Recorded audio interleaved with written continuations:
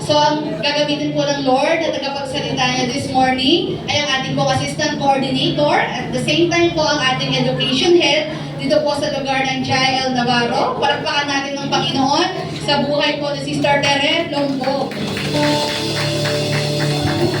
Amen. Magandang umaga po sa bawat isa.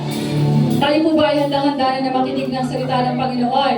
Amen. Sino po yung nag-expect na something good, greater is going to happen this morning? Amen. Ano po? So, ayan. Tayo po ay tuloy-tuloy pa rin sa ating theme. Ayan. Pwede po natin basahin sabay-sabay.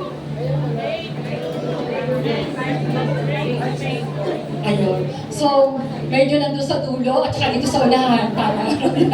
Para kulang yung X. Dapat din dito. Ayan. Okay. So, breakthrough kindness that brings favors. Okay. So, imagine po natin tayong lahat ay kailangan ng trabaho. At mayroong hiring.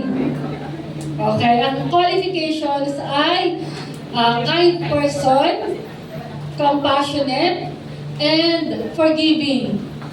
So, sino po sa, sabihin natin ito, A or B, yung qualified? Ano po? Meron po ba? Yun po, ang sweldo po ay 100,000. Meron po ba mag-a-apply? Yun po yung qualifications. Sige, tanggalin na lang po natin yung compassionate at saka yung forgiving. Forgiving each other. Ayan, tanggalin na lang natin. Qualification ay being kind. Meron pa rin po ba 150,000? Yung mag-a-apply? So, yun nga po. So, just lang na po nakakala kung tayo po ba ay consistently nagiging mabait. Ano po? Tingnan niyo po ba yung inyong katabi? Mukha po bang mabait? Mabait pagka, bagong kain. Mahirap kausapin yung taong gutom. Tama po ba? Kasi di sasagot ang maganda. So, ayan po, So, napakaganda po ng ating topic sa umagang ito. Pinamagatan ko po na kindness that moves heaven and people. Ang kabaitan, kabutihan, na talagang alam mo yon na pag meron ka nito, kaya nitong paggalawin even yung kalangitan at yung mga tao, no? Na magbibigay ng pabor sa'yo. So, some small acts, big impact. Yung iba, parang gusto nang magkaroon ng mas malaking, para magkaroon ng malaking legacy ang aking buhay, gagawa ko talaga ng malaking impact. So, ibig sabihin, nagsisimula ito sa maliit. For example, di po ba pagka tayo ay maghahanap ng trabaho, ano yung pinapanalangin natin? Sana ang ating employer ay mabait. Sa mga estudyante, pagka first day ng school, ano yung hinahanap natin? Sana yung magiging kaklase ko ay Hey, tama po ba yung narinig ko? May tigre daw. Parang tama ba yung narinig ko? Teacher yun, terror. So, di ba, pinag-pray natin, Lord, I pray na sana po, I pray, Lord, na yung magiging classmate ko ay meron namang mabait. At yung teacher, hindi namang terror, hindi din tigre. Ayaw natin yan, di ba? Pero meron talagang gano'n, Siyempre, panalangin natin, Lord, I pray na maging mabait. Meron po sa mga estudyante, meron po ba mga teachers kayo na mababait? Meron. Kasi nung unang panahon, yung mga 80s and 90s, mababait naman sila. Kasi natatandaan ko, nung ako ay elementary, lagi po akong pinagbubulat ng upan. Ewan ko pa, tapos noon wala pang tiyaning ang gamit ko, pahahanap ako ng matilis na bato. Tama ba? Bato. Or kung walang bato, di ba tiyani? Wala pa naman yata hindi pa masyadong gusto yung tiyani At saka palay. So, ganun ka dito. At may reward naman yung aking teacher na pagka ako'y nakaganito, bibigyan niya ako ng piso, 2 piso. So, yun po, mabait. So, ibig sabihin, ang pagiging mabait natin, nagre-reward din ang Panginoon. Amen po ba? Ayan. So, sabi ko dito, kindness is a ministry too. Ang pagiging mabait ay isang ministry. Sabi dito, it may not always be loud or visible. Sige tayo po muna yung manalangin. Panginoon, maraming pong salamat sa umagang ito. Salamat o Diyos sa malaya na kami po ay makasamba, makapagpasalamat, makapagpuri sa Diyos na may-ari ng aming mga buhay, sa Diyos na patuloy na nagmamahal, mabuti, tapat, mabait sa bawat isa po sa amin, O Diyos. Dalangin namin, O God, ang kapangyarihan ng Banal na Espiritu Santo ay patuloy na mamuna sa aming kalagitnaan at walang may ibang maitaas kung hindi ang pangalan mo, Panginoon Jesus. Dalangin po namin na patuloy na basagin niyo po ang aming matitigas na puso upang sa ganon ang iyong mga salita ay patuloy na maitanim sa pinakamatabang parte ng aming mga puso. Be magnified, be glorified. Ito po ang panalangin in Jesus' name. Amen and amen. Ayan. Sabi dito, kindness is a ministry too. It may not always be loud or visible, but its impact is profound. Hindi siya laging nakikita, di ba? Hindi mo na pwede sabihin ako ay mabait. Nakikita na lang yan through our actions, di ba ba? Hindi mo naman kailangang ipagsigawan. Pero alam mo sa sarili mo na pag ikaw ay merong tao na natulungan, kasi magkakapatid dyan eh, hindi ka naman pwedeng maging matulungan kung hindi ka rin mabait. Hindi ka rin pwedeng mapagpatawad kung hindi ka rin naging mabait, ako ba? So sabi dito, pag ikaw ay nakagawa ng kabaitan at kabutihan na kahit hindi mo ipangadlandakan sa isang tao, malalim ang impact na yun sa isang tao. Amen po ba? Lalong-lalo na kung matindi yung pangailangan. Kanina nag-share yung aking asawa. He's working as a social worker sa hospital and maraming mga patients ang lumalapit sa kanila, especially pag walang-wala, na talaga umiiyak. Siyempre, yung mga guarantee letter na yan, sila yung, okay, go to PSPCSO, Department of Health, sila yung mag-guide lang sa kung ano yung mga merong kayang ibigay. So, let us pray na maging maganda ang health center natin, ang ating universal health center. Hindi mo na kailangan pumunta pa sa mayor, sa congressman, sa lahat. No, kailangan mo para makakuha ka ng mas malaki-laki, kailangan mo may kapit eh. Diba? Kailangan may kakilala kang congressman, may senator. So, let us pray na ang PhilHealth naman, pagka nagano ka, konti-konti lang yung ibibigay sa PhilHealth, ano. So yun, sa kanya maraming umiiyak na mga nakapila.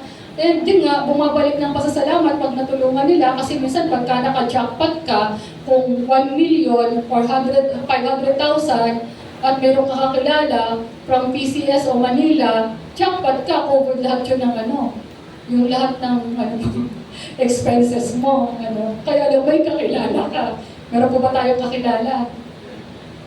Siyempre, kakilala natin ang Panginoon. Amen ba? Pag tayo kumapit sa pananampalataya sa ating Diyos, ipoprovide ng Diyos ang lahat ng ating mga pangailangan. So, ibig sabihin, ganun yung sistema dito sa Pilipinas. So, isama po natin sa panalangin. And yun nga, pagka marami din bumabalik sa kanila, in return, na minsan nga, noon, may dala siyang isang taray na itlog, isang-isaring mga gulay. No, may pag-usapan natin, yung kindness begets kindness. No? Pag nagtanim ka ng kabaitan, hindi pwedeng hindi yan babalik sa'yo. Amen po. Ganyan yung nature ng Panginoon. So sabi dito, we all have different silent battles in life.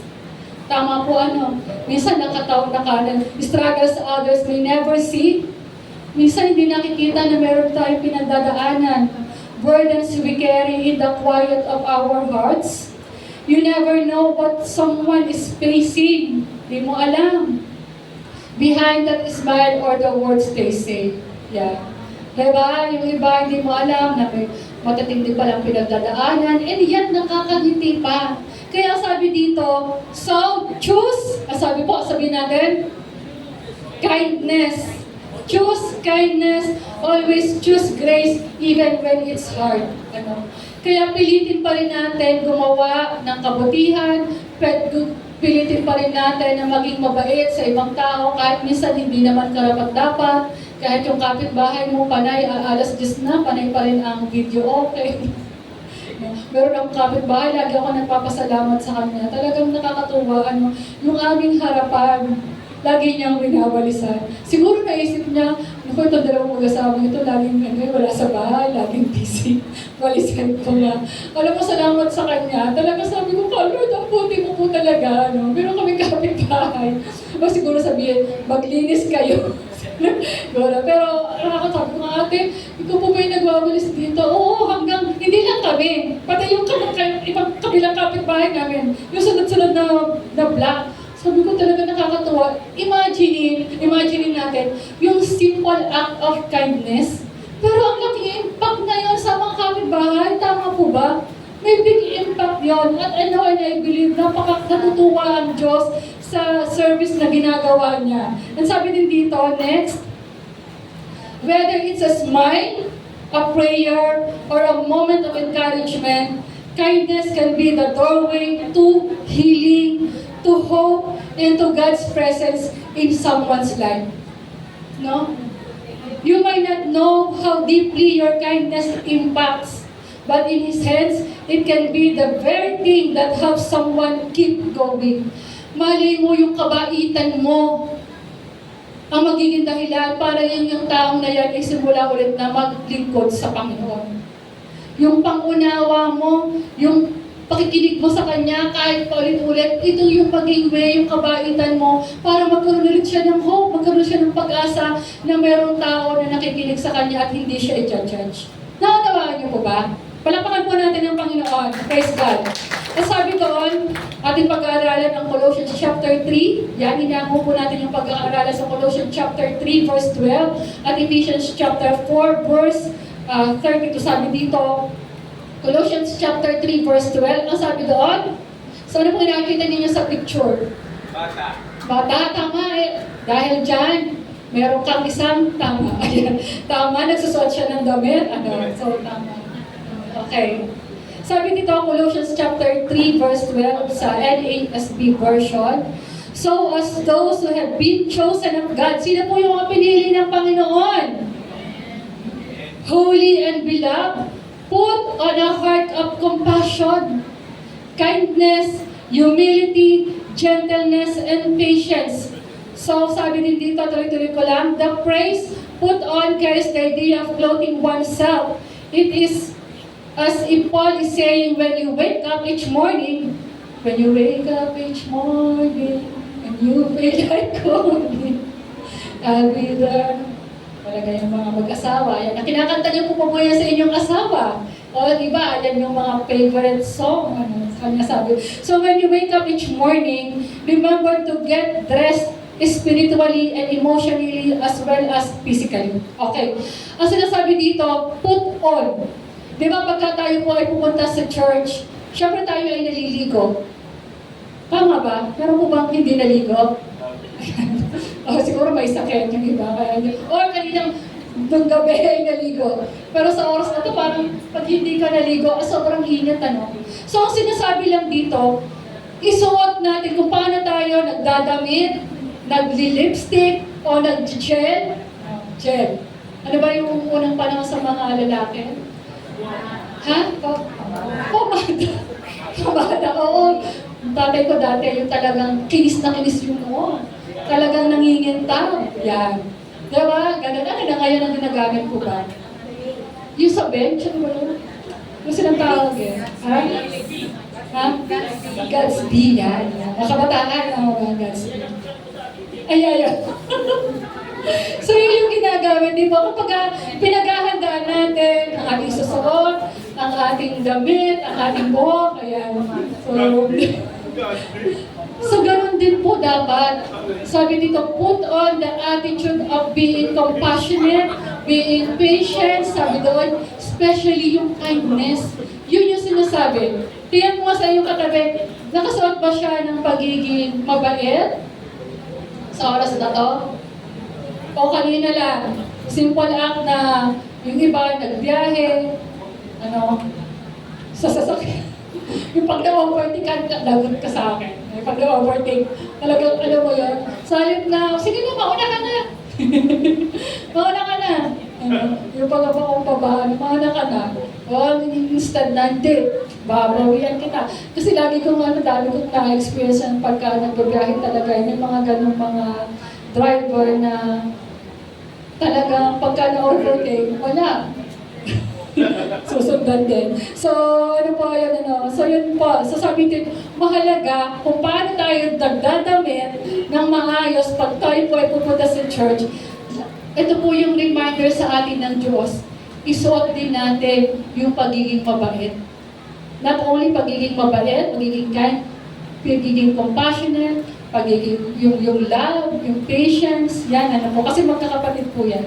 Okay, sabi dito, or when we wake up each morning, we need to be wise about the attitude that we select to wear for the day. So, sinabi ko na kanina, it's probably would be a good idea to contemplate in the morning. What kind, may tanong dito, yan, what kind of attitude am I going to wear today? Kung magsusuot tayo ng attitude o ng character, pakitanong mo sa iyong katabi, ano yung susuot mo ngayon? Kailangan mo ba ng mahabang pasensya? Minsan, sa jeep na lang yung pag-aabot ng, pinili mo na nasa tabi ka ng driver doon mo pinili Natural na, doon iaabot sa'yo ng diba? Na, bihira lang yung nandun sa dulo ng jeep na pupunta doon sa unahan at ihahatid. Hindi. Ang talagang nature ng tao, kung sino yung nasa katabi ng driver, ikaw ang taga-abot. Kaya huwag kang susulitan mo. Pwede ba pumunta naman kayo doon sa di ba pumunta dito sa... So, kumbaga, simple act of kindness. No? Hindi mo naman kailangan malaking-malaking talaga yung gumawa ka ng magpatayo ng ganito. Even yung simple act of kindness ay na-appreciate po yan ng Panginoon. Alam niyo po, sa Batangas, ugali na talaga sa Batangas, pero ewan ko po kung up to until now, sa mga Kristiyano gano'n.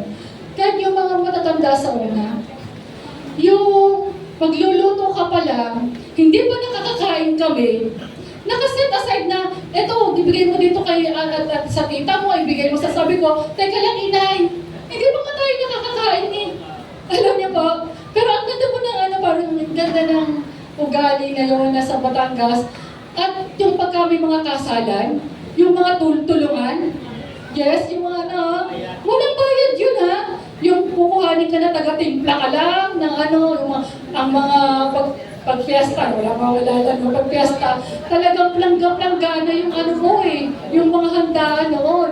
At ang tatay ko, dahil nga for the glory of God, ang tatay ko ay mabait, magpadali siyang makisama sa mga tao, kaya lagi ko siyang nausap pagdating sa mga handaan. Yung balikan ko sabi ko, hayaan mo na. Bigyan mo si Garini, wala si Day, ganyan. So sabi ko, pwede naman po magbigay. Kaya magtira naman tayo para nagtitira naman. Ang ibig kong sabihin, talagang, kumbaga, inuuna muna nila, hindi pa ako nagluluto. Si Garini bigyan mo si Garini. Kahit ang ngayon, pag nauwi ako ng Batangas, yung tita ko na 85 years old, nabigyan mo na yung si Garini. Ay, taga Batangas ayan. Nabigyan mo na yung tiya mo. Sabi ko, nakalaan na. So, yun po. So, ang challenge dito, observe that kindness as well as all the other attitudes. And in this section are choices that we make. Ayan. So, challenge po ngayon dahil ang ating pong theme ay breakthrough, a kindness that brings favor. Totoo po yun Pag nagbigay po tayo ng kabaitan, bumabalik po talaga yun. Kaya nga po madalas na ang tatay ko kinukuha ng mga minsan sa kasal, ganyan. Wala na po yung tatay ko. Siya po ay kinuha na ng Panginoon. Pero salamat sa Panginoon dahil siya po ay nakakilala sa Diyos. So sabi mo dito sa Ephesians chapter 4 verse 32, yan, be kind and compassionate to one another, forgiving each other just as in Christ God forgave you. Yan, pinag-aralan na po natin. Sabi dito, maging tayo po ay mabait, maging maawain, mapagpatawad. Yan po yung command ni Paul sa mga taga-Ephesians, sa mga taga-Efeso. Bakit po yan ang sinasabi? Ano po? Okay. So sabi dito, why Paul told the Ephesians to be kind? Yun ang command at ang paalala. Bakit sinabihan ng mga ni Paul ang mga taga-Ephesians? Ano ba ang meron sa Ephesians, sa mga taga-Ephesians? Ang sabi doon, get rid of all bitterness, rage, and anger, brawling and slander, along with every form of malice. Nalaman o nakikita ni Paul ang mga taga-Ephesians ay, sabi doon, alisin na ninyo lahat ang sama ng loob. So, may mga sama ng loob. Meron po ba tayong sama ng loob sa ating asawa? Meron ako. Ayan. Merong sama ng loob sa ating kapitbahay, sa ating anak, sa ating trabaho. Minsan meron ganun, no? Sa trabaho, hindi maiwasan yan eh. Minsan nagka-clash. No? Ayan. Meron bang sama ng loob? Meron bang puot at galit? Meron bang galit? Okay. Sabi dito, huwag na kayong mangbubulyaw. Meron po bang nangbubulyaw? Ano ba yung sabihin ng other term ng bubulyaw? Sumisigaw? Minsan pagkainis-inis. Di ba? Minsan hindi mo maiwasan pagkainis. Kumusta po yung mga magulang sa mga anak? Napupulyawan po ba? Parang wait lang, lola, wait lang, mami, wait lang ng wait, ano to? So, sino po yung mga bata na pag inutusan, hindi wait, mami, sige na ako na nga, mami, ako na po yung bibili. Meron pa po bang ganun? No, hindi nasasabi, wait lang, meron ganun? Depende sa mood. Depende sa mood. Depende sa mood. Ayun. So, kailangan mo na, depende, ano muna sa mood. Medyo tawag yung lambing-lambing. O anak, bili ka muna ng suka. Pagbalik mo, meron ako bibigyan sa'yo. May mood kasi. Ano po? May mood mo na utusan. May mood na gusto, may mood na hindi. Nung bata tayo, parang ganun din ano. Kami kasi noong 90s, kasi ngayon madali ka lang utusan kasi ang lapit lang ng tindahan, di po ba? Mga bata, tama pa ba? Ang lapit lang eh. Eh, nung sa aming party mga bundok eh, grabe, pagpapawisan ka muna bago ka makarating ng tindahan. Kaya sabi ko, ayaw namin kasi mainit, di ba? At minsan, kung sino yung bulso, sino po yung bulso? Siya po ang laging nauutosan. Tama po, ano? So, at pagka, hindi naman ang bubulyaw. Bubulyaw ba? Bumili ko. Hindi yata bulyaw noon eh. Para pagka hindi ka sumunod, palo, ano? Palo agad eh. Meron nga doon sa aming kapitbahay. Ay, yung simple lang. Ganon. Kasi stricta eh. Takot na yung ano yung di ba noon naman, pag sinisipulan ka lang, takot na yung mga anak eh. Tatakbo na, no? Tama. Pero ngayon, di ko po alam. Pwede po ako magsabi. Ayan. Parang lalabas na yung lated mo. Ay, wala pa rin. Dead ma. So, pero meron naman sabi nga, depende sa mood. Ano. So, sana maganda lagi ang mood ng mga bata. Okay. Ako yung mga bata. So, sabi dito, yan, alisin na ninyo ang lahat ng sama ng loob, puot at galit. Huwag na kayong mambubulyaw, manlalait at mananakit ng damdamin ng kapwa.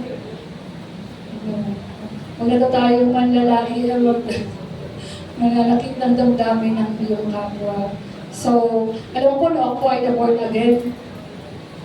Ang pinakamasakit na narinig ko sa kapatid ko, ano po, pero hindi ko yung pinatulan. Siguro dahil nga nandun na yung Holy Spirit, sabi niya, nagbago ka na pala ng relihiyon. Simula ngayon, hindi ka nakabilang sa pamilya natin. O diba? Hindi na raw ako kabilang, ano ka? Yung parang, ganyan pa ko, hallelujah, hallelujah. Hallelujah, hallelujah, praise, ganyan. So sabi niya, hindi ka nakabilang sa pamilya natin. Dapat kung ano yung kinagistan natin, dun ka. Sabi ko, naku kuya, hindi mo ako naiintindihan. Pero for God's glory, ano po, siya po ay lagi napapaawit ng mga down moment, unti-unti na binabago ng Diyos ang puso niya. Amen po ba? At sabi dito, ayan, huwag na daw tayo manlalait ang damdamin ng kapwa. So sabi din dito, Bakit sinabi ni Paul sa mga taga-Ephesians? To replace sinful attitude with Christ-like behavior. Yan. So sabi dito, number 2, to reflect God's forgiveness through Jesus Christ. Sabi niya, kayo mga taga-Ephesians, magkaroon kayo ng pusong pagpapatawad sa isa't isa. At sabi sa number 3, to keep unity in the church. So kaya sinabi ni Paul na magkaroon kayo, maging mabuti kayo, mabait kayo, magpatawaran kayo, maging maawain kayo sa bawat isa. At sabi niya, para magkaroon kayo yun ng unity. Totoo, di po ba? Pag ang isang pamilya natatagpuan o nakikita ng anak sa mga magulang na mabait sila, mabuti sila sa isa't isa, nagpapatawad sila sa isa't isa, maawain, paano nakikita ng anak? For sure. Yan din, ito yung magiging modelo pag nagkaroon din siya ng pamilya. Tama pa? Tama po ba? Kung ang nakikita ng anak, lagi tayong nag-aaway, lagi naninigaw, lagi nang bubulyaw, may sama ng loob. Ano po yung magiging impact noon sa bata? Siyempre, kung ano yung nakikita nila, yun ang gagayahin nila. Amen po. Kaya yun yung sinasabi ni Paul sa mga taga-Ephesians. Okay. Sabi dito, what is the meaning of kindness? Ano daw po ang meaning ng kindness? Kindness is love in action toward others. Yan.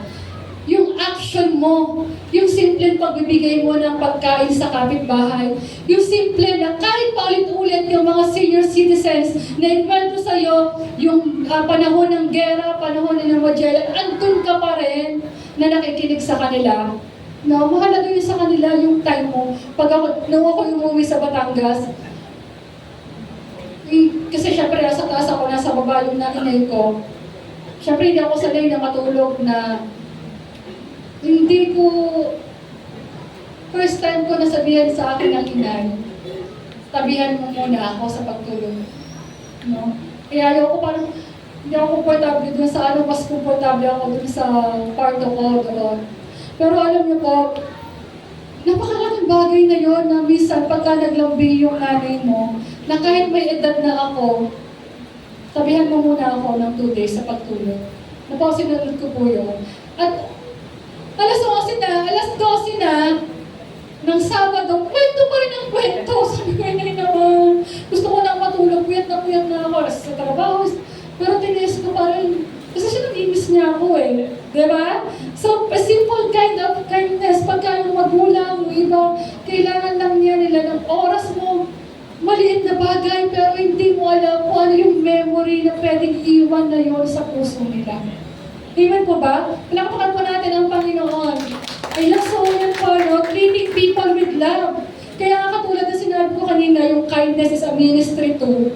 Hindi mo alam kung anong pinagdadaanan niya. Maaari yung pagiging mabuti mo po sa kanya, mabait sa kanya. Yung respeto mo sa kanya na minsan, hindi niya na nararanasan yung respeto na yun sa kanyang anak, sa kanyang asawa, pero nararanasan pa rin yung respeto ng isang kaibigan sa bawat kaibigan. Nanunumbalit yung kanyang kabaitan, alam niyo po yun. Naunawaan niyo po ba? So sabi dito, yung pagiging mas mapasensya natin, yung pagiging generous natin, na minsan hindi naman kailangan ng isang tao, minsan hindi naman yung pera eh. Yung mahalaga, yung tenga mo na nakikinig sa kanya, yung may problema siya, yung pag nagkwento siya, nag-share siya, hindi mo siya i-judge. Kasi kaya ka nagkaganon, ganyan. Yung nakikinig ka lang sa kanya, naunawaan niyo po ba? That's a meaning of kindness. Yung pagkahalimbawa po, di ba sa isang trabaho, yung toxic ng trabaho, ang dami-dami pressure, pero mayroong isang tao na mabait sa'yo. No? Para daw simple sabi dito, it's just like ang kindness, yung pag humihinga ka. Yung parang gusto mo ng fresh air, di ba? Minsan gusto natin pumunta ng Tagaytay, gusto natin pumunta ng Baguio. You just need a fresh air. Ganon din pagka toxic yung buhay natin, pressure tayo, ang dami nating problema, and we need someone or a person na mas makakaintindi, mas mabuti, mas mabait, yun yung parang fresh air natin, yung mga taong mabait sa atin. Amen po ba? Amen. Palakpakan po natin ang Panginoon. Next po, yan po, isang kwento lang po ng pagpapatunay na kindness that moves heaven and people. Tingnan po natin sa 2 Kings chapter 4, verse 8 to 37. Babasahin ko lang po ito ng mabilis. Alam niyo na po ba yung story ng Shunamita at saka ni Eliseo? Yan, the Shunamites, tingnan po natin kung paano po yung kindness ay ni-reward ng Panginoon. Kaya hindi isang kalugihan na minsan naabuso na natin. Pag minsan sobrang bait, ano yung mag-motivate sa atin, parang naabuso na yung kabaitan natin, di ba? Paano naman natin yan mababalanse? Thinking na minsan naabuso na, di ba, pag mabait ka. Pero lagi nating tingnan ang Panginoong Jesus kung gano'n siya kabait. Kung gano'n siya kabuti na everyday na kahit tayo nagkakasala, lagi pa rin niya tayong minamahal at pinapatawad. Tama po ba? So yung pagiging mabuti, pagiging mabait, ay bunga kung paano naging mabait ang Diyos sa bawat isa sa atin. No? So sabi ko dito, tingnan po natin, ito po, mapapaglan natin. Sabi ko dito, minsan si Eliseo pumunta sa Shunem. May isang mayamang babae roon at siya inanyayahang kumain sa kanila. Mula noon, doon sila kumakain tuwing pupunta sa lugar na iyon. Sinabi ng babae sa kanyang asawa, natitiyak kong isang banal na lingkod ng Diyos ang taong ito. Okay? Nakukuha niyo po yung istorya? Si Eliseo at Shunamita, mayaman po yung babae. Okay. Bakit di natin siya ipagpagawa ng isang silid para matuluyan niya tuwing pupunta rito? Bigyan natin siya ng higaan, mesa, upuan, at ilawan. So nakita po ng babae niyon, isang Shunamita, na ito'y lingkod ng Panginoon. At sabi niya sa kanyang asawa, gawa natin siya ng room. No? May higaan, may chair, may lamp, may upuan. No? Voluntarily, walang nagsabi ng pusa niya, ginawa ito. At sabi dito, isang araw, Luke chapter 4 verse 8 to 7, isang araw, bumalik nga roon si Eliseo at doon siya nagpahinga sa silid na inihanda para sa kanya. Tinawag niya ang katulong niyang si Gehazi at sinabi, tawagin mo ang babaeng Shunamita. Tinawag nga nito ang babae at di nagtagal ay dumating ang babae. Sinabi niya sa kanyang katulong, sabihin mong pinasasalamatan natin ang paggawa niya ng tuluyan natin ito. Itanong mo kung ano ang maitulong natin sa kanya bilang ganti sa kaabalahan niya sa atin. Baka may gusto siyang ipasabi sa hari o sa pinuno ng hukbo. Nakita nyo? Gumawa ng kabaitan itong Shunamitang ito. Pero ano pa ang sinabi ni Eliseo? Tanungin mo nga siya. Gusto kang gumanti sa kabaitan niya. Kaya kung ikaw ay breadwinner, na tinulungan mo ang mga kapatid mo, sa time na panahon na nangangailangan ka, ibabalik yan ng Diyos. Tutulungan ka niya. Diba? Lahat ng itinulong mo, aanihin mo yan. Pwede kang humingi sa Panginoon, Panginoon, Lord, alam mo naman yung ginawa ko sa pamilya ko. But this time na nangangailangan ako, alam ko na ibabalik mo to. Amen po ba? Ganyan po ang Diyos. Kaya nga ito makikita natin eh. So dahil sa kabutihan na yung Shunamita na yun, katulad ng ating title, Kindness That Moves Heaven. Ibig sabihin, nagalak ang kalangitan, natuwa ang Diyos. Kaya nga sabi niya, tatanungin mo kung ano yung gusto niya. Okay. At sabi dito, sabi doon, wala kayong dapat alalahanin. Nasisiyahan na ako. Bigla ako sinipon.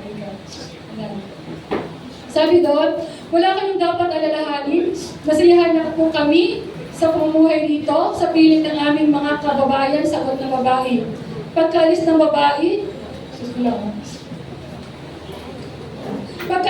babae, tinanong ni Eliseo ang Gehazi. Sorry po, medyo na-touch lang ako doon sa mga breadwinner. Kasi, nakita ko po kasi yung kapatid ko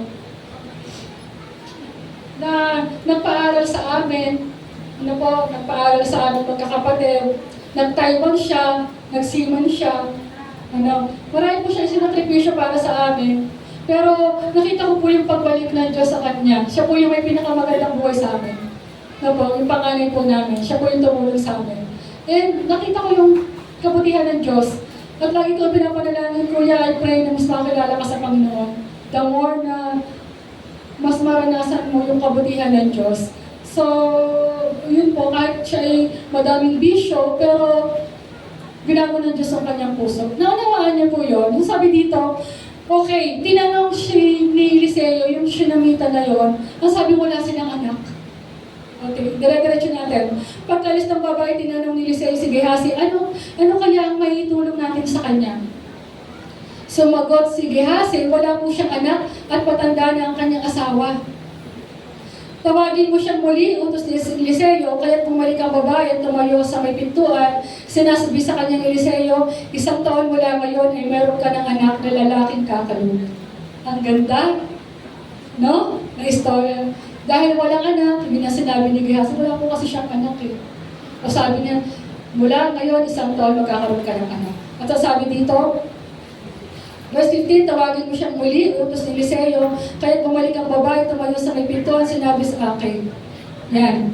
Sinabi ng babae, mahal na lingkod ng Diyos, huwag mo na po ninyo akong paasahin. Lord, huwag mo na akong paasahin, kasi matanda na kami. Imposible na. Diba? Pero sabi niya, ngunit dumating ang araw at naglihi ang Sunamita.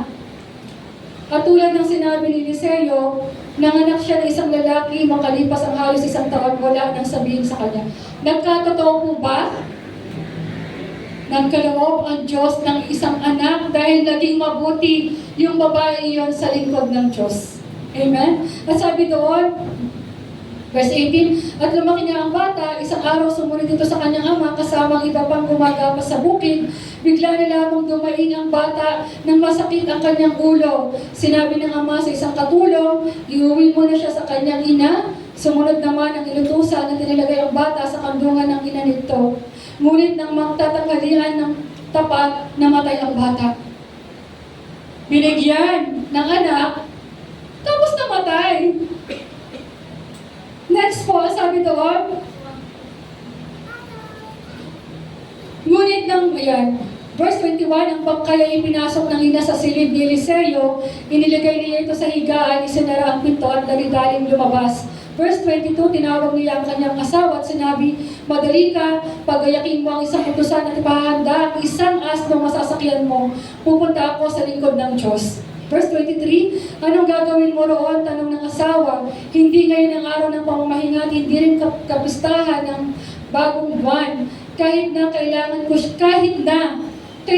siyang makausap, sagot ng babae. Nang may handa na ang asno, dali-dali siyang umakyat at sinabi sa kanyang katulong, sige, pabilisin mo ang asno at huwag mo pababagalin. So parang emergency. Bilisan. Diyos ko, mabilis ba yung asno? Bilisan. So sabi dito, at naglakbay sila pupunta sa bundok ng Carmel at kinaroroohan ni Eliseo. Nasa daan pa lamang natanaw na sila ni Eliseo, sinabi kay Gehazi, dumarating ang Sunamita. Tapos na po ako, bibilisan ko lang. Nasusundan niyo po ang story yan. Kumustahin mo siya, ang kanyang asawa at ang kanyang anak. Nang kumustahin ni Gehazi, sumagot ang babae, mabuti po. Paglapit niya kay Eliseo, nagpagdarapa ang babae at hinawakan ang mga paa ni Eliseo. Itutulak sanang palayo ni Gehazi ang babae, ngunit sinabi ni Eliseo, pabayaan mo siya, tiyak na may malaki siyang problema. Sino po may malaking problema sa mga sandaling ito? Hindi pa lang ipinapaalam sa akin ni Yahweh. Verse 28, sinabi ng babae, humingi ba ako sa iyo ng anak? Hindi ba sinabi kong huwag na ninyo akong paasahin? Dinasabi, may lungkot, may pagtatanong. Nilingon ni Eliseo si Gehazi at sinabi, magbalabal ka, dalhin mo ang aking tungkod at tumakbo ka. Kapag may nakasalubong ka sa daan, huwag mong babatiin. Kapag may bumati sa iyo, huwag mong papasalin. Tumuloy ka sa bahay nila at ipatong mo ang tungkod sa mukha ng bata. Verse 30, sinabi ng Sunamita, saksi si Yahweh, ang Diyos na buhay, na hanggat buhay ka, hindi ako aalis nang hindi ka kasama. Pagkasabi nito, lumakad siyang papalabas ng bahay, kaya tumindig na si Eliseo at sumunod sa kanya. Verse 31, samantala, Nauna si Gehazi sa bahay ng Sunamita at ipinatong sa bangkay ng bata ang tungkod ni Eliseo. Ngunit walang palatandaan ito'y mabubuhay. Kaya bumalik siya at sinalubong si Eliseo. Sinabi niya, hindi po nagising ang bata. Verse 32, nagtuloy si Eliseo sa kanyang silid at nakita niya ang bangkay sa kanyang higaan. Isinara niya ang pinto at nanalangin kay Yahweh. Dinapat niya ang bangkay at hinawakan ang mga kamay nito. Pagkatapos, itinapat niya sa bibig na at mata ng bangkay ang kanyang bibig at mata. At unti-unting tuminit ang bangkay. Tumayo si Eliseo at nagpabalik sa loob ng silid. Muli niyang dinapaan ang bangkay at ang batay bumahin ng 7 beses. Saka idinilat ang mata. Ipinatawag niya kay Gehazi ang Sunamita at nang pumasok ito sinabi niya, kunin mo na ang iyong anak. Ang babae ng matira pa sa paanan ni Eliseo. Pagkatapos kinuha ang kanyang anak at dinala sa kanyang silid. Praise God, nabuhay po yung bata. Amen po ba? Ganyan po magpala ang ating Diyos. So, siya po yung gaganti sa lahat po ng mga kabaitan na ginagawa po natin sa ating kapwa. Sabi dito, why her kindness is considered genuine. Yan. Totoo po ba yung kabaitan ng Sunamita na to? She helped without being asked. Tumutulong siya. Hindi naman sinabi ni Eliseo, tulungan mo nga ako at paggawa mo ako ng room. Walang ganun. Kusa niya itong ginawa. She gave generously. No? She suggested to her husband that they build a small room for Elisha with a bed, a table, a chair, a lamp. Naalala ko din po ang inay ko, no? No, may nakiusap sa amin na parang pinalayas, wala nang matirhan. Noon, nang una naiinis ako pero pinatigal ang inay kasi tumira ang inay ko dito eh. Nung nag-work pa ako sa EPSA na pina-stay niya sa bahay, hindi ko alam 1 linggo o 2 linggo na pinatuloy na. Sabi ko, mo nang wala silang mapuntahan. Hindi ko ba? Sino po sa ating kalagitnaan pagka tumawag ang isa nating kaibigan, kapananampalataya, pwede ba ako mag-stay sa bahay? Gusto ko lang umiyak. No? Diba? She gave generously. Voluntarily ang ginawa ni Sunamita. Elijah's kindness in return. Because of her kindness, Elijah wanted to bless her. Ganun ang Panginoon. Hindi niya malilimutan. Pagpapalain ka na. Sabihin mo sa iyong katabi, pagpapalain ka na. God will bless you. When she was childless, nakita natin sa story ito, Elisha promised she would have a son. No? Kasi di ba sabi doon, children is a gift from God. At totoo po talagang parang ang bata ay isang regalo na talaga magbibigay ng totoong kagalakan sa isang pamilya. Amen po ba? Amen. So sabi dito, later when her son died, suddenly Elisha showed kindness by coming to her, praying, sabi doon, praying and miraculously restoring the boy to life. Kaya nga I pray na sa umagang ito, habang tayo tayo nangangaral, habang nakikinig tayo ng salita ng Panginoon, nawa ito po ay magrema sa ating puso. No? At sabi ko dito yan, sinabi ko dito, kindness begets kindness. Kung ano yung kabaitan, kabutihan, na ibinigay mo sa iyong kapwa, darating yan sa tamang panahon. Sa tamang panahon na nangangailangan ka at darating niya. Mark my word. Mark God's word. He is our great rewarder. I-reward niya lahat yan. At sabi po dito, practical application, malapit na po akong matapos. So, naririnig po natin. So, sa mga oras po ito at sandaling ito, paano po natin magiging yung practical application ng pagiging mabuti? Paano ba ako magiging mabait sa aking kapwa? Paano? Ayan. Meron lang dito ilang verses, sabi dito, helping someone who needs support. Ayan. Sino yung mga nangailangan ng support sa oras na to? Meron ka bang kapatid na, Kuya, pwede mo ba akong pahiramin muna ng ganito? Pwede mo pumunta ka dito, magpatay ka muna ng anak ko kasi magtatrabaho ako. Pwede ba, Kuya, kailangan ko lang yung suporta mo. Kailangan ko lang yung advice mo. Kaya sasabihin mo, teka, busy ako eh. Wala akong time. Ganyan po na sinasabi natin. So yan, practical po na application yan. When someone needs your support, needs your help. Yeah, practical po yan.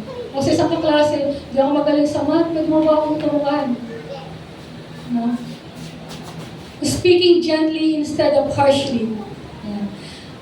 Pag ikaw ay malumanay ang sagot sa taong galit, yung taong galit ba, ang balik ba yun sa'yo, sisigawan ka ba? Hindi, di ba?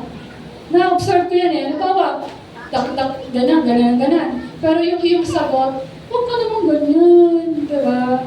Huminahon ka, minsan ganyan ang asawa ko, pumayapa ka. Minsan ganyan, sabi lang sa akin yan, pumayapa ka. Sis, minsan ganyan pa ako, sis, relax, pumayapa ka. Okay. So, syempre hindi na ako, okay, fine. So, sabi dito, gracious words are a honeycomb, sweet to the soul and healing to the bones. Pwede mo ba sabihin, ang ganda-ganda mo? Yan.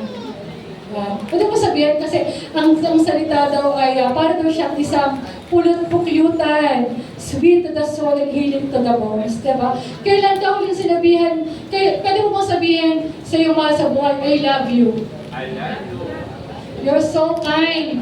You're so sweet. Salamat sa pangunawa mo.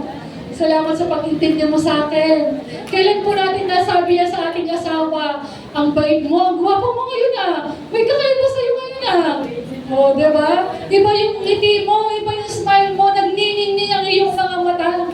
Kaysa naman, ano ba yan? Ang taba-taba mo na.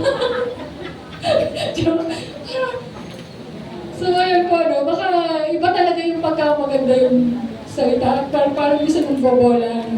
Diba? Yun. Kahit parang 40 ka na, tapos sabihin sa'yo, mukha ka lang 25, ha? Diba? Parang sometimes, parang pagka ikaw ay stress, masarap din pakinggan yung gano'n na. Parang ka lang 35, kahit ikaw ay 50. Diba, pag mga seniors, parang gusto natin sabihin, hindi halatang senior ka, ha? 50, parang 50 ka pala. Ibang-iba, diba? Tama po ba sa mga seniors? Tama po iba. Kahit naman sa bawat sa atin nakakainis siya pag tatawagin ka, ikaw naman ay 40, sasabihin sa'yo ay 9. Diba? Parang 9. Tita lang or ate. Okay, so sabi po dahil yan. Sabi dito, forgiving someone who hurt you. Ayan daw po. Patawarin daw po natin yung mga taong nakasakit sa atin. Yan, yung kindness daw yan. Sabi nga daw, sabi ni Peter sa Panginoon, ilang beses po ba akong pwedeng magpatawad? Ano po sinabi? Ha? Walang katapusan. Tapos 77 times. Sabi, mag-multiply na po kayo nun. Sa mga mathematicians po dito. Sa mga best in math ng college. Sabi, walang katapusan. Lagi doon po tayo magpatawad. Tama ba? Pagpaulit-ulit naman. Forgive. Kaya nga, ang Panginoon na araw-araw kahit pinapatawad din po ba? Sabi dito, sharing with people in need. Diba? Yung lumapit sa'yo. Wala akong bigas sis. Tapos sabihin, pagpipray kita. Hanggang sa umalis, kahit 1 kilong bigas na may mukhang isang sako, hindi mo man lang nabigyan. Pag yun na yun, sharing with people in need. In need ako. Kasi iba, kailangan lang nila ng yung i-intindi sa'yo, wala mo yun. Yung mangunawa sa'yo. Kailangan lang ng talagang yung makikinig sa'yo. Kailangan lang nila yung oras mo kahit 1 oras. Diba ang mga magulang? Lalo na pagka yung mga anak, wala nang time. Cellphone ng cellphone. Diba? Minsan, anak, halika na mag-usap naman tayo. Magkaroon naman tayo ng bonding. Diba? Namimiss din natin. At ako nga, minay ko 75. So pag nauwi ako, namimiss niya ako. Diba? So yung pangailangan na kailangan ninyo yung time ko. Yeah. Kaya nga, lagi niya pong binibilang. April na, April 23 and 4. Di 3 araw, uuwi na kayo dito. Alam na yung mga holidays. Kasi yung araw na uuwi ako. Ayun, sabi, dito ka na lang. Dito ka na lang. Ako yung sa tamang panahon niya. So sabi, encouraging someone who is discouraged. Ano po? Nag-exam ka sa university. Gusto pangarap mo sa UP. pangarap mo sa Mapua, sa Lasal. Eh, hindi ka pinalad. Paano yon? Diba? Tapos sasabihin ng ano mo, eh, hindi ka naman talaga dyan, hindi ka naman matalino, hindi ka... diba? Sa halip na, merong magandang plano ang Diyos sa'yo. Diba? Hindi ka nakapag-abroad, o ano. Ako, hindi ako nakapag-abroad. Nag-abroad ako, pero hindi ako natanggap. Pero yun, salamat sa Panginoon, may nag-encourage ang Diyos, no? Hindi ka talaga para sa Singapore. O kung nandun ako sa Singapore, eh di ako makakapag-asawa ng mabait. Naalala ko lang din sa mga dalaga, di ba? Minsan, matanda, mayaman. Hindi ba pagka tayo bata, gusto natin. May mga qualifications. Wapo, mayaman, ano pa ba? Ayun, no? Pero pagka sinabi natin, pag ikaw ay nag-age 40 na, mabait na lang. Pero take note ha, sabi nga kanina, kahit ikaw ay hindi kagandahan at kagwapuhan, pero meron kang ugali na mabait ka, ano ang tingin sa'yo? Gwapo ka at maganda ka. Tama pa ba kanina sinabi ni Pastor? Pero kung ikaw ay sobrang pang Miss Universe at panglaban ka ng mga Mr. Pogi ng Pilipinas, pero yung magaspang naman ang ugali mo, nangingibabaw talaga yung ugali eh. Tama? Nawawala yung kagwapuhan, kagandahan, pag masama yung ugali ng isang tao. So ano pipiliin po natin? Ano po? Mabait. Pwede namang maging maganda, gwapo at mabait. Sa tulong ng Panginoon, amen po ba? Praise God. At sabi dito, yan. So ito, tanda-tanda ko ito ng bata ako. Sa next verse.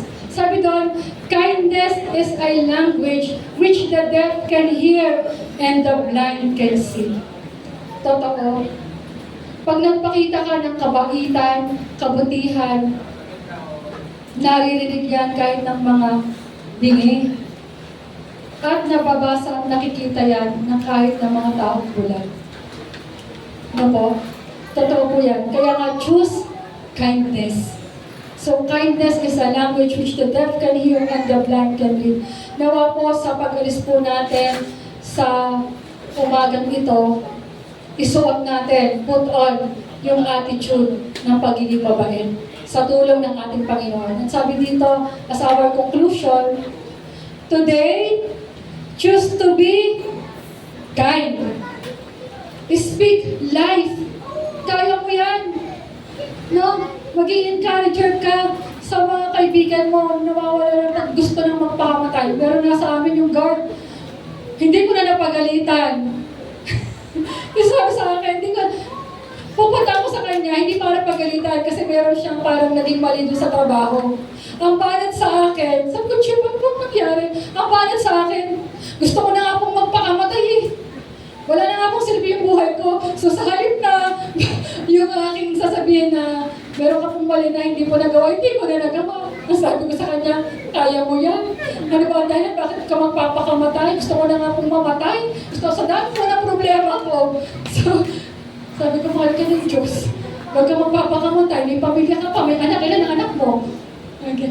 Gusto mo mamatay? Sino mo sususwerte sa mga anak mo?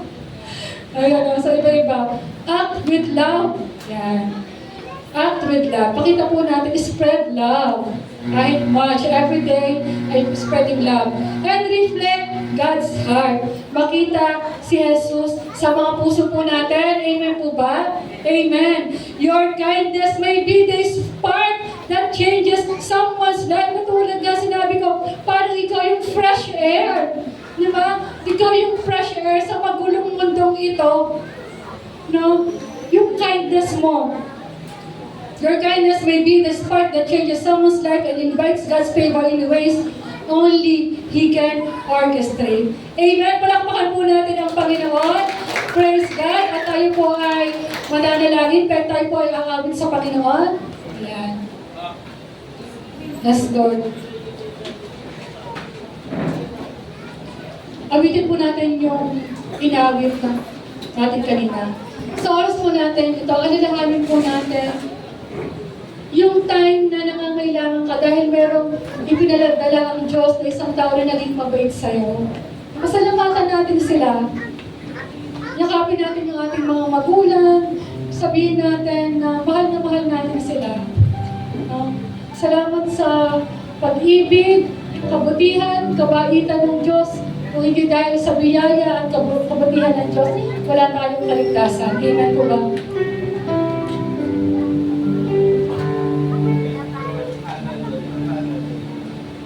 Ito pong kantang ito, abitin po natin ang gagaling sa puso.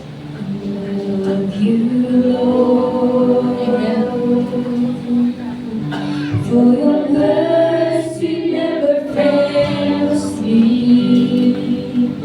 In all my days, I've been held in your hands.